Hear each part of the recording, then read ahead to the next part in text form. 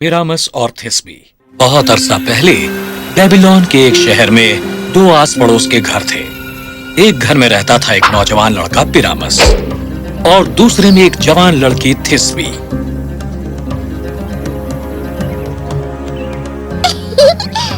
हालांकि वो एक दूसरे के अगल बगल में रहते थे, पर उनके परिवार घोर दुश्मन थे। थिस्बी, चलो अब अंदर चलो।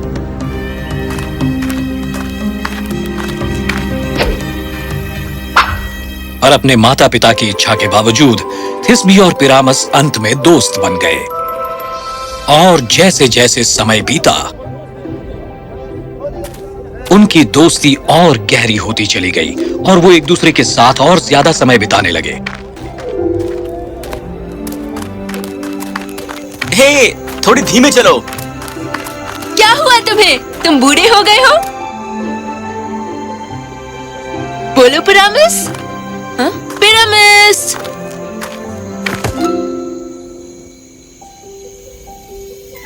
पकड़ लिया। मुझे क्षमा करना, मैंने बस।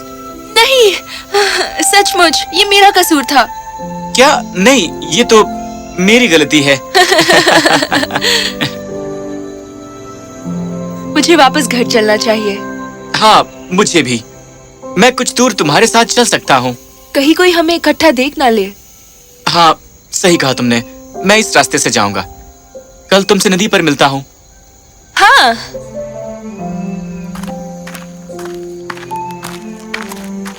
थिस्बी। फिर मिलेंगे। बेवकूफ, मैंने उससे कहे बिना इस पल को जाने क्यों दिया? मैं इतना मूर्ख हूँ। मैं इतनी मूर्ख हूँ। वो इतनी देर तक वहाँ खड़ा रहा, मुझे बाहों में थामे इतने प्यार से, और मैंने उसे बस देखा और कहा कुछ भी नहीं, कुछ नहीं सिवाय अलविदा के। अलविदा। मेरी कितनी इच्छा कि हमें काश ये क्रूर शब्द और अकेलेपन वाला शब्द कभी ना इस्तेमाल करना पड़े। ओ पिरामिस। ओह थिस्बी, क्या मैं उस पल को वापस ला सकता हूँ और अपने दिल की आवाज के पीछे जा सकता हूँ? मुझे तुम्हें सब कुछ कह देना चाहिए था, ताकि एक बार फिर मैं तुम्हें अपनी बाहों में समाने देती और फिर कभी तुमसे जुदा ना होना पड़ता। कल मैं उसे बताऊंगी कि मैं क्या महसूस करती हूँ। कल मैं उसे देखूंगा और अपने दिल के सारे भाव उसके सामने उड़ेल दूंगा, एक बार की हमेशा के लिए। कल। अगले दिन थिस्बी नदी के किनारे बैठी थी, पिरामस के आने का इंतजार करते हुए, जैसे उनकी रोज की दिनचर्या थी, उसका अभ्यास करते हुए जो वो कहना चाहती थी। तुम देखो पिरामिस, कुछ है जो मैं नहीं, कुछ है जो मैं तुम्हें बहुत लंबे अरसे से कहना चाहती हूँ पिरामिस। और वो क्या है?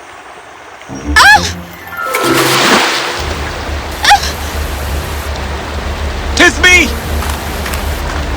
पिरामिस! बचाओ! थिस्बी! ओ नहीं!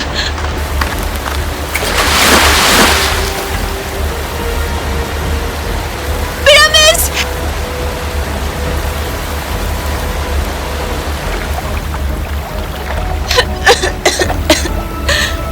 पिरामिस! थिस्बी, मैं इतना शुक्रगुजार हूँ कि मैं तुमसे प्रेम करती हूँ पिरामिस। और मैं भी तुमसे प्रेम करता हूँ थिस्बी।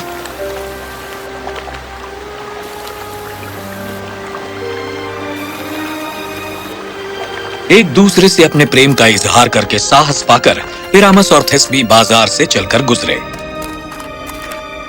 कम से कम आज के लिए तो पिरामस और थिस्बी आजाद थे, एक दूसरे के प्रति अपनी भावनाएं सार्वजनिक रूप से प्रकट करने के लिए। इसकी परवाह ना करते हुए कि उन्हें किसने देखा। वो दिन उनके लिए एक नई खोज और करिश्मे से भरा हुआ था, जैसे कि सब चीजें एक बार फिर नई हो गई हों।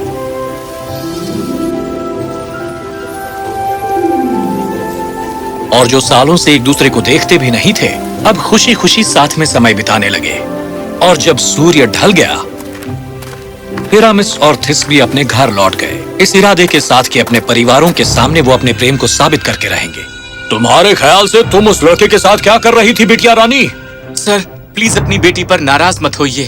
मुझे मत बताओ कि मुझे किस पर नाराज होना है। तुम नालायक। तुम नालायक क्या? तुम अपने उस बेटे को मेरी बेटी से दूर ही रखो। अंदर चलो थिस्बी, चलो। पर पिताजी। सर, हम एक दूसरे से प्रेम करते हैं। नहीं, मैं ऐसा नहीं होने दूंगा, और ना ही मैं। पिताजी प्लीज। नहीं पिरामिस, इसका तो सवाल नहीं उठता। अंदर चलो। तुम भी लड़की। और अब इस प्रेम और ऐसी किसी भी बकवास के बारे में कोई बात नहीं होगी। बिल्कुल सही। मैं अपने परिवार का नाम इनके परिवार से जोड़कर इसे बदनाम नहीं करना चाहता। तुम्हारी हिम्मत कैसे हुई? अगली सुबह पिरामस ने बाहर इंतजार किया थिस्बी से बात करने के लिए, लेकिन यह स्पष्ट हो गया था कि उसके माता पिता इस पर पुनर्विचार करने के लिए तैयार नहीं थे।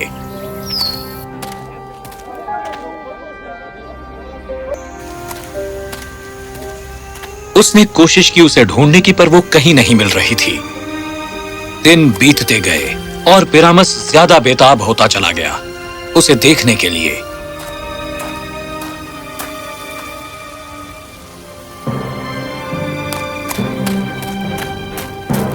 पर कोई फायदा ना हुआ, तो अंत में उसने हार मान ली।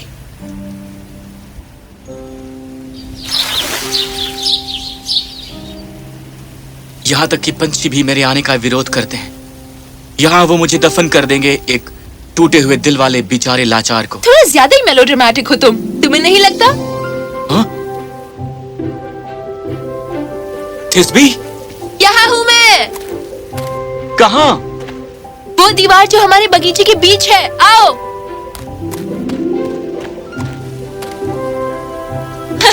वहाँ ऊपर नहीं, ठीक तुम्हारे सामने, उस दरार से देखो।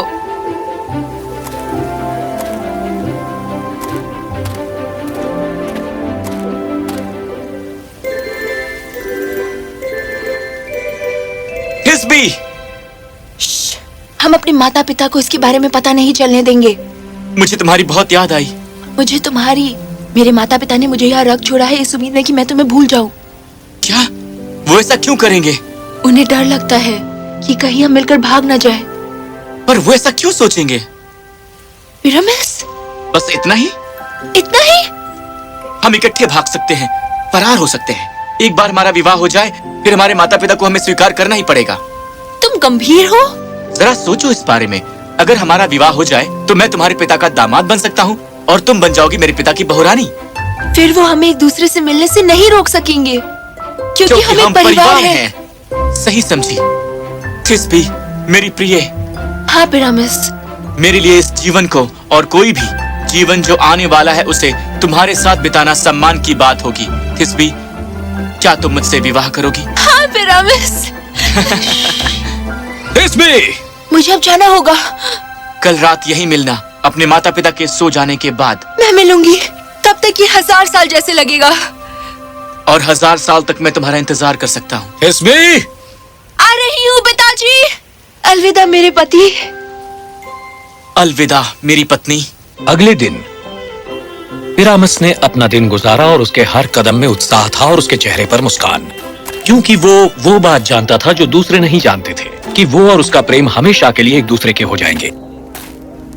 उस रात से शुरुआत करके उस शाम पिरामस छिपकर बाग की दीवार तक गया और थिस्बी के आने का इंतजार करने लगा। थिस्बी, क्या तुम वहाँ हो? थिस्बी, क्षमा करना, मुझे देर हो गई। तुम चलने के लिए तैयार हो? हाँ, मुझे यकीन नहीं हो रहा कि हम ऐसा कर रहे हैं। ये तो एक सपने के समान है, जिससे तुम्हें जागने की जरूरत नहीं पड़ेगी। ठीक है, हम नदी के किनारे उस पुराने शहतूत के पेड़ के नीचे मिलेंगे। मिलेंगे? क्या हम मिलकर नहीं जा रहे? इस तरह यह सुरक्षित रहेगा। पहले तुम जाओ, कुछ देर बाद मैं भी तुम्हें वहीं मिलूंगा। ठीक है, अगर तुम्हें यकीन है तो। मुझे यकीन है। मैं तुम पर भरोसा करती हूँ। किस पर भरोसा करती हूँ? किसी पर नहीं पिताजी। तुम मुझसे अपेक्षा करती हो कि मैं तुम पर विश्वास कर लूं कि आधी रात को यहाँ तुम अपने आप से बात कर रही थी? ये मेरी शाम की प्रार्थना थी पिताजी। यदि मैं आपके लिए विघ्न डालती हूँ तो मैं इसे बंद कर देती हूँ। नहीं नहीं, कोई बात नहीं। मैं दैवीय क्रोध का शिकार नहीं होना चाहता। गुड नाइट पिताजी। हम तो फंसने ही वाले थे, तुम्हें अब जाना चाहिए। लो, ये लो, ताकि अगर तुम्हें कोई देखे तो तुम्हें पहचान ना सके। अच्छा सुझाव है। ठीक है, मैं तैयार हूँ। मैं शहतूत के पेड़ के पास मिलूंगा। ज्यादा देर मत करना। बिल्कुल नहीं। अच्छा थिस्बी, मैं तुमसे प्रेम करता हूँ। मैं भी तुमसे प्रेम करती हूँ। थिस्बी जल्दी जल्दी सड़क से गई, अपनी पूरी कोशिश करते हुए कि कोई उसे पहचान न पाए। थोड़े समय बाद थिस्बी उस मुलाकात के स्थान पर पहुंच गई।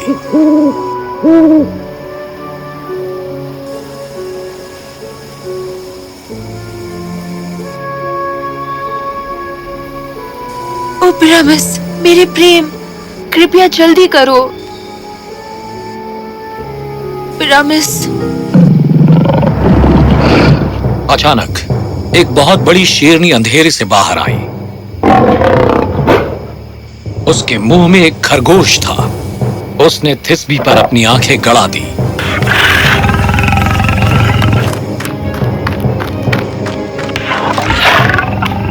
थिस्बी जंगल में भागी। जब वो एक गुफा के पास आ गई, अब भागने के लिए और कोई जगह नहीं थी। वो गुफा में चली गई और अपने आप को बड़े बड़े पत्थरों के पीछे छिपा लिया। ओ पिरामिस, तुम कहाँ हो? पर शेरनी को थिस्बी में कोई दिलचस्पी नहीं थी, क्योंकि उसने अभी अपना भोजन खत्म किया था। इसके बजाय वो खेलने लगी, कम से कम तब तक जब तक पिरामिस नहीं आ पहुंचा थिस्बी के साथ अपने मुलाकात में थोड़ी देर से। माफ करना, मुझे देर हो गई मेरी प्रिय, पर मैं दौड़ कर आया हूं। थिस्बी, मैं यहां उससे पहले तो नहीं पहुंच सकता। वो कहां जा सकती है? थिस्बी, कहां हो तुम? एक शेरनी?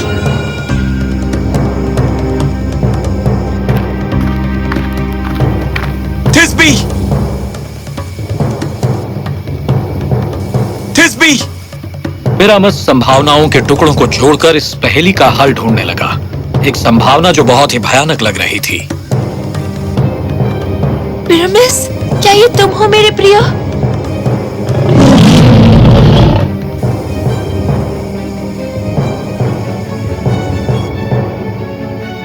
ओह नहीं, मेरी देरी की वजह से थिस्बी को अपनी जान गंवानी पड़ी। मेरी गलती की वजह से तुम्हारी जान गई मेरी प्रिय। मैं कितना मूर्ख हूं।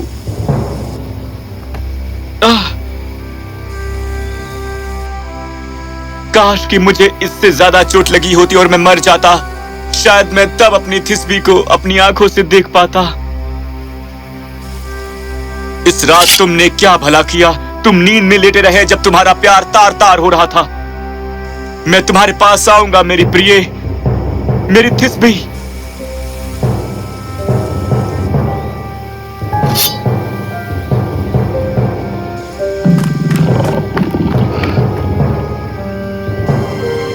वो चली गई है, अब मैं निकल सकती हूँ। थिस्बी जंगल से भागी शेरनी के पंजों के निशान देखकर, ताकि वो उसे शहतूत के पेड़ के पास वापस पहुंचा सके। जब वो पास पहुंची तो उसकी रफ्तार तेज हो गई और उसके कदम दृढ़ निश्चयी हो गए। पिरामिस, तुम कहाँ हो मेरे प्रिय?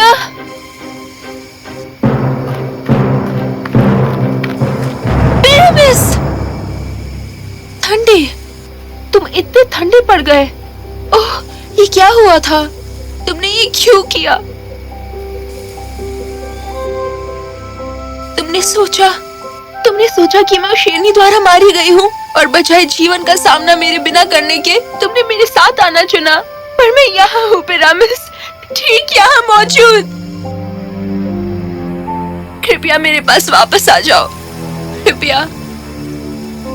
यदि तुम मेरे पास नहीं आ सकते तो फिर मैं तुम्हारे पास आऊंगी।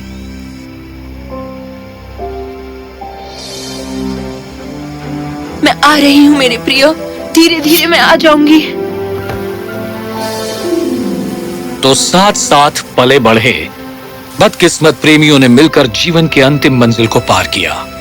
जब वो वहां पड़े हुए थे तो उनका खून जमीन में मिल गया, शहतूत के दरख्त को पोषण देता हुआ, जिसका फल कभी काला और कड़वा हुआ करता था। वो अब लाल हो गया और रस से भरा मीठा, क्योंकि उसे सच्चे प्रेम के अमृत ने सींच कर जीवित किया था। आज तक शहतूत का पेड़ वहां खड़ा है, पिरामिस और थिस्बी के यादगार के रूप में, कि जीवन के सबसे महान बलिदान अक्सर प्रेम की आहुति द्वारा दिए गए होते हैं।